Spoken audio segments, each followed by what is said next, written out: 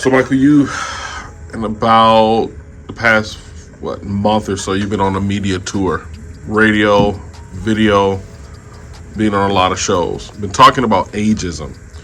What have you learned during this process of being asked question after question after question, different shows, and really about the topic of ageism? Um, you know, I think the biggest thing was I felt like as I was answering the question, as the third one, the sixth one, the ninth one, 12th one went by, I was getting a little bit more and more clear on my answer that it is real, and discrimination and bias is the real deal. Like, it exists and it's not going anywhere. I think the frustrating thing for me was I think we have this selective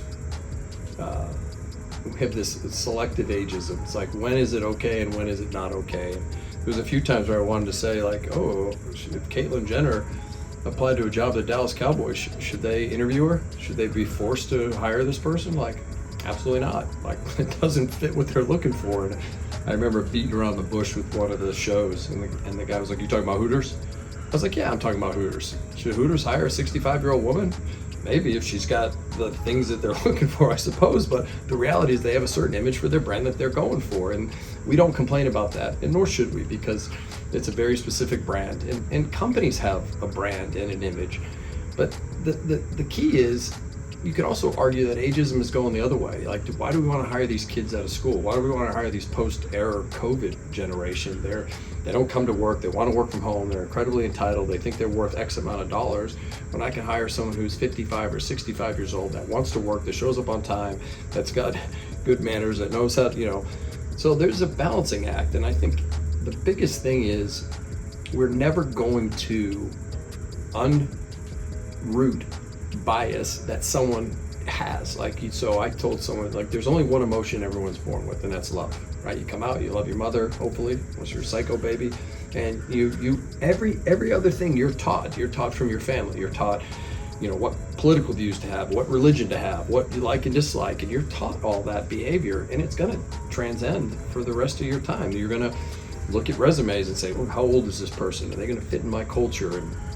And but the reality is, you want to hire great people. I don't give a shit if somebody's 65 years old or 25 years old. I want to know that they're going to fit in here. Are we going to be able to be professional and have fun and enjoy our job and have teamwork and chemistry and all that stuff? So, I think the biggest thing I learned was it's interesting how people's view on the topic, and it's interesting to see that, what people really think about it, and what they should think about is it's real. But why is it okay to hire, you wouldn't want some 70-year-old grouchy man to be working at the daycare. Like, no, you want someone vibrant and fun and full of energy. And if they are 70 years old and they are vibrant and fun and they come in a clown suit and they make the kids laugh, like, who gives a shit that he said? Like, you're looking for the best thing. And one of the news guys, who was great, he said, "Do you remember the movie The Intern?" And I kind of did, because it's like a chick flick or whatever, I thought. But it was with the guy whose name I should know, and super old, and he went to become her executive assistant, this young hotshot, brilliant lady, and she learned a lot from him. There's a lot of wisdom in what he brought to the table. So it exists, it's real, it's not going anywhere. And people say the final close was, what do we do about it? And I said, you don't do anything about it. What you do, if you're a person, is you cut to the chase and tell people who you are. Tell your story. And if you're an employer or someone that's in hiring, you could be missing out on gold because you're doing it wrong. And so I've said this before, I've seen profiles that on paper don't look good, and because I can click on a button and hear them speak and say, wow, that person would actually be fantastic for what we do, or that person's worth learning more about, I'm going to let the system engage with them more, and so I can get more data and more information to make a great decision, because I think the world's missing out on some really great people for really stupid reasons.